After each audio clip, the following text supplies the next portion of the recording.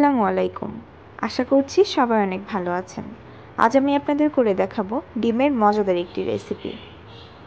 রান্নার জন্য আমার লাগছে সেদ্ধ ডিম। এখানে আমি ডিম সেদ্ধ করে মাছ দিয়ে কেটে লবণ এবং হলুদ দিয়ে ভেজে নিয়েছি। এখানে নিয়েছি আস্ত কিছু মশলা, রয়েছে জিরা, সর্ষে, সাদা এলাচ, কালো এলাচ, দারচিনি এবং রসুন। সবগুলো মশলা আমি ভালোভাবে ব্লেন্ড করে নিব। এরপরে একটি বাটিতে কুচি করে রাখা পেঁয়াজগুলো দিয়ে দিচ্ছি। এখানে আমি 4টি পেঁয়াজের মতো দিয়েছি 2টি ডিমের জন্য। আপনারা ডিমের কোয়ান্টিটির উপরে পেঁয়াজ বাড়িয়ে এবং কমিয়ে দিতে পারবেন। আর ওই যে ব্লেন্ড করে রাখা মশলাগুলো এর মধ্যে দিয়ে দিচ্ছি। এই রান্নাটির মূল ইনগ্রেডিয়েন্ট বলতে পারেন টক দই। এজন্য এখানে টক দই একটু বেশি করে দিতে হবে। প্রায় 1 কাপ পরিমাণ টক দইয়ের মধ্যে দিয়ে দিচ্ছি 1/3 কাপ টমেটো কেচাপ দিয়ে দিচ্ছি, স্বাদমতো লবণ, মরিচের গুঁড়ো এবং হলুদের গুঁড়ো দিয়ে দিচ্ছি আর সামান্য পরিমাণ ভাজা জিরের গুঁড়ো দিয়ে দিব।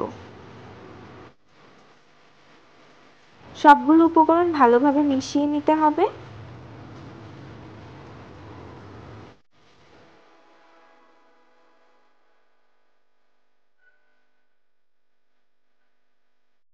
প্যানে 1 কাপ পরিমাণ সয়াবিন তেল দিয়ে দিচ্ছি। এই রান্নায় তেলের পরিমাণ একটু বেশি লাগে। এরপরে তেলের মধ্যে তৈরি করে রাখা মশলাগুলো দিয়ে দিচ্ছি। মশলাগুলো খুব ভালোভাবে কষিয়ে নিতে হবে।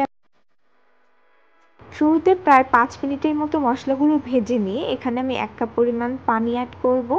এই পানিগুলো শুকিয়ে গেলে আমি আবারও 1 কাপ পরিমাণ পানি অ্যাড করব। এভাবে প্রায় 15 মিনিট ধরে মশলাগুলো কষিয়ে নিতে হবে।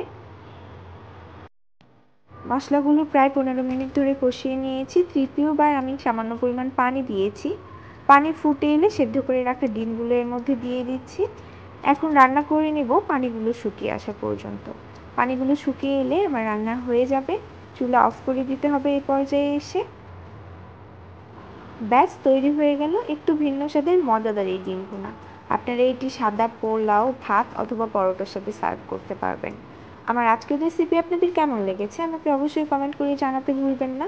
সবাই অনেক ভালো থাকবেন।